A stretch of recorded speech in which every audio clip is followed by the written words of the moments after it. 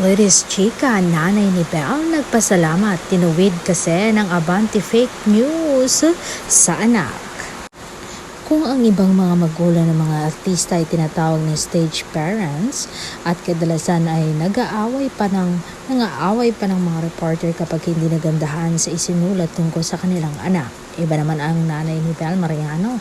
Marunong ngang mag-appreciate si Katrina Mariano ng magagandang na isusulat tungkol sa kanyang anak. Si Manay Lolet Solis nga, noong nabubuhay pa siya ay madalas niyang puri-purihin si Mami Katrina na very supportive ma'am nga raw kay Belle.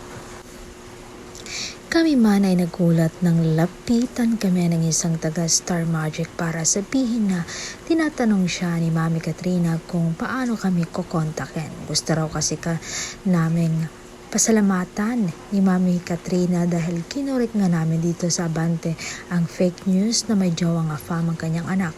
Singa ng isang handler ng Star Magic na appreciate ng ma'am ni Belle yung sinulat mo. At least tama yun. Invento naman kasi yung isyong may boyfriend na afam si Belle.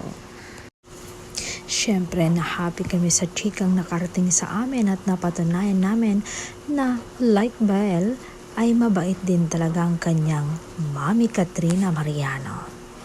Naku, may parigalo ata si Mami Katrina sa Abante.